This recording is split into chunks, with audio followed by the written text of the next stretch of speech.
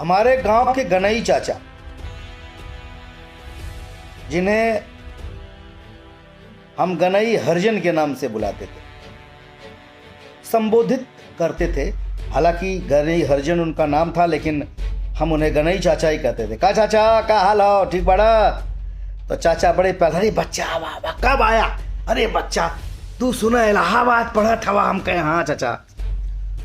तो गनई चाचा बहुत दिनों के बाद, अब तो नहीं रहे, मृत्यु से कुछ दिन पहले हमसे बोले, बच्चा हमको हरिजन मत बोला करो।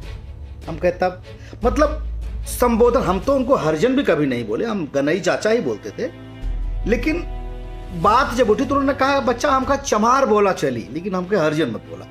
हम हालांकि वो बात के समझ ना पड़ी, लेकिन बचपन से लेके हमारे दादाजी और गनई चाचा हमारे ट्यूबवेल पर अक्सर मिलते थे। हमारे एक ट्यूबवेल गनई चाचा के दरवाजे पर है। गनई चाचा को उनकी बस्ती के लोग साहब कहते थे। थोड़ी जानकारी या पढ़े लिखे कम थे, लेकिन थोड़े ज्यादा अकल थी उनमें।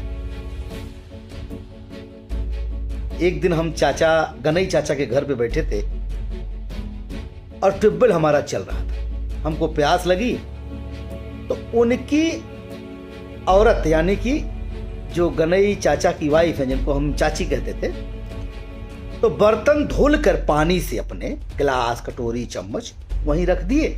अपना सूख रहा था।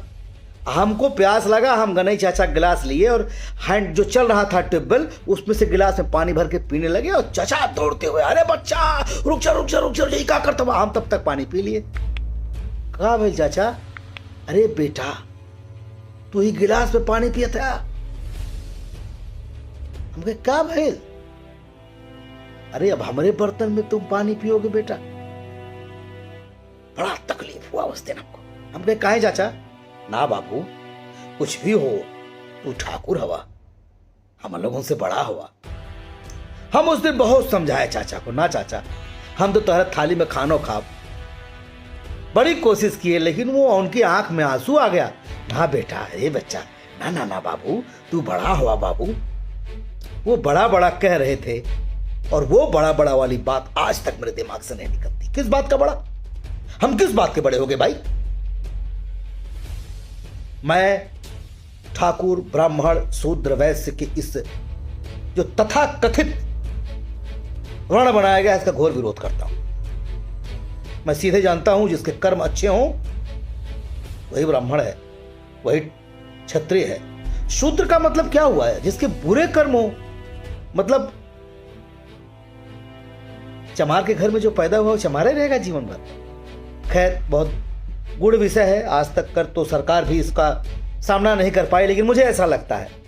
मुझे याद है वाकया, मैं 8वीं या 9वीं में पढ़ता था और हमारे घर से नजदीक एक बाजार है शाहगंज।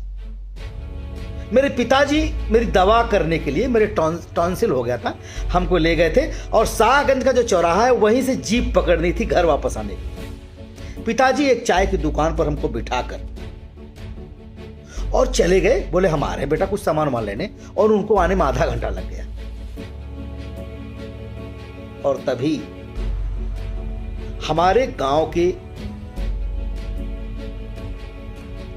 वही हमारे गनई चाचा बाजार गए थे शाहगंज। वो आए, वो भी जीप पकड़ने आए। बोले अरे बचवा तू यहाँ कैसे? हम कहे चाचा टांसिल भरा ना, तो बाबू ले आए बाटन, गहन को दवाई लावे। फटाफट फटाफट तो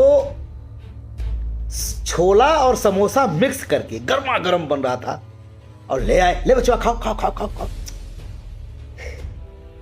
मेरी आंखों में आंसू आ जा रहे हैं भाई साहब।